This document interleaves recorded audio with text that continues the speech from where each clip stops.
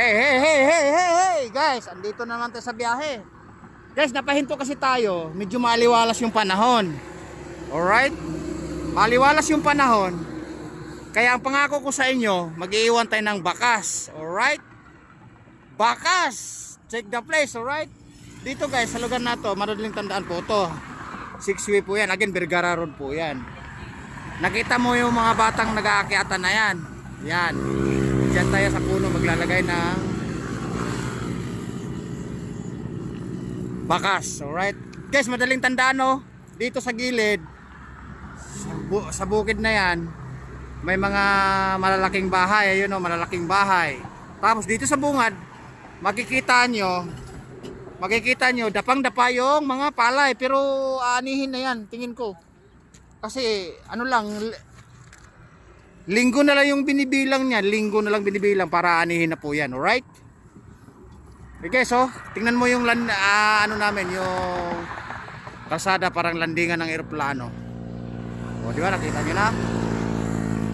Madaling tandaan dito. Timbre ko sa inyo, ito yung Vergara Road na bago na, siguro wala pang 5 years bago nayari lahat yung kalsada na to. Alright? Ngayon, mag-iiwan tayo ng bakas dito sa lugar na to.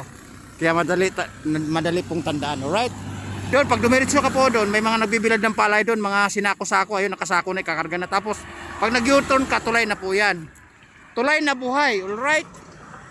Tapos, sa bukid ito, makikita mo, may mga dalang puno ng akasya. Pag kumabila ka doon, yun yung ano, highway na papuntang mall, Pacific Mall o SM. Alright? Dito guys, malatatandaan yung puno na to. Ipil, tapos balit na ipil. Tapos again, yung palay na nagsisilipa, siguro nadaanan ng daluyong yan, yung ipo-ipo. Alright? Ngayon, mag-iiwan natin ng bakas, mangungutang tayo. Alright? Pahiram pera. Ayan, pahiram na naman ako ng pera. Puro na naman ako abuno. Kahit konti lang. Wag lang wangkay. Kahit barya lang. Kasi wala tayong ano. Wala tayong pang surrender kay manager. Yung 1.5 iwan na yan, 200 na lang.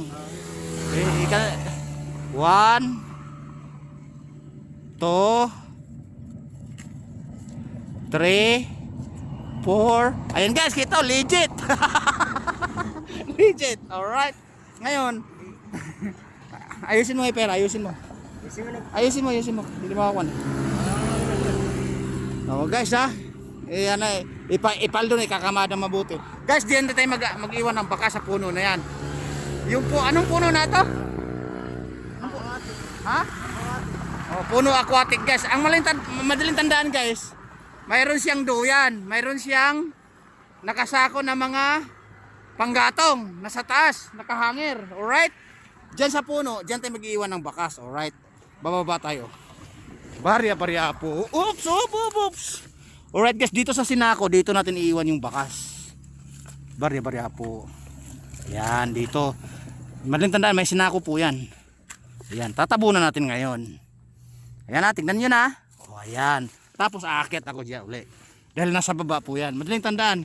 Again, puno doon ng aquatic. Alright? Okay. Ayan. Ayan guys. Nasa puno ng aquatic na may isasakong basura na puti. Ayan, nasa may bao. Sa bao ng niyog. Na half siya. Alright? Madaling tandaan. Yung tapat na yan, sa likuran na yan, mga anihin na mga palay na nagsidipaan kasi nadaanan ng daluyong yan. Alright? Again, may tulay po dyan. U-turn po tayo. 6-way po yan again. Alright? Parang landingan ng eroplano yung kalsada na to. 6-way po siya. Alright guys? Talikod kayo ha. Baka mamaya kukunin yung bakas natin. Alright? Yan guys ha. Tandaan nyo. Nasa puno ng aquatic. Sa may puno ng aquatic na may basura na sako. Tapos sa taas may mga basurahan. May nakahangir na mga basura. Udo yan, alright? Ayan yun. Alright guys, check the place.